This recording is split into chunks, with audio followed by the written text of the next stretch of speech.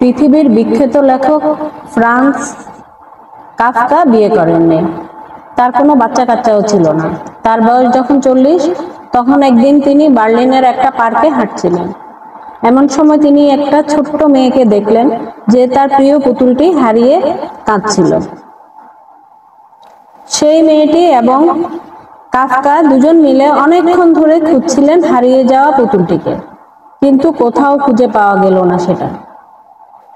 Kafka মেয়েটিকে পরের দিন আবার সেখানে আসতে বললেন। উদ্দেশ্য, আবার তারা দুজনে মিলে হারিয়ে যাওয়া পুতুলটি খুঁজবেন। কিন্তু পরের দিনও পুতুলটিকে খুঁজে পাওয়া গেল না। তখন কাফকা ছোট্ট মেয়েটিকে একটি চিঠি দিলেন আর বললেন, এই চিঠিটি তোমার হারিয়ে যাওয়া পুতুলের লেখা।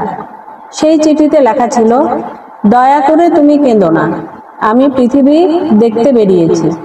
আমি আমার রোমাঞ্চকর ভ্রমণ কাহিনী তোমাকে নিয়মিত লিখে জানাবো।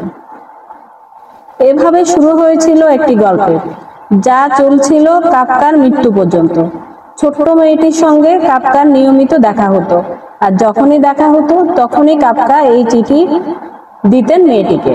বলতেন সেই একই কথা। চিঠিটি তার হারিয়ে যাওয়া পুতুলের লেখা, এবং পড়ে শোনাতেন তার প্রিয় পুতুলের বিশ্ব ভ্রমণের রোমাঞ্চকর সব বর্ণনা, খুব যত্নের সাথে, যে বর্ণনাগুলো মেয়েটিকে ভীষণ আনন্দ দিত।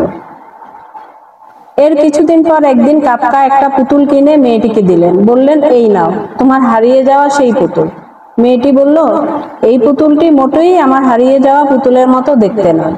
কাফকা তখন মেয়েটিকে আরো একটা চিঠি দিলেন, যেটাতে তার প্রিয় পুতুলটি তাকে লিখেছে, ভ্রমণ করতে করতে আমি অনেক পাল্টে গেছি, এজন্য তুমি আমাকে চিনতে পারছো না। ছোট মেয়েটি তখন নতুন পুতুলটিকে বুকের সাথে জড়িয়ে ধরল এবং আপন আনন্দে ভাসল। এর 1 বছর পর কাফকা মারা যান। বহু বছর বাদে সেই ছোট্ট মেয়েটি যখন অনেক বড় হয়ে গেছে, তখন সেই পুতুলটির ভিতরে একটি চিঠি পায়। কাফকার সই করা ছোট্ট সেই চিঠিতে লেখা, যা কিছু তুমি ভালোবাসো তা হয়তো একদিন হারিয়ে যাবে, তবে শেষ পর্যন্ত ভালোবাসা অন্য উপায়ে ফিরে আসবে।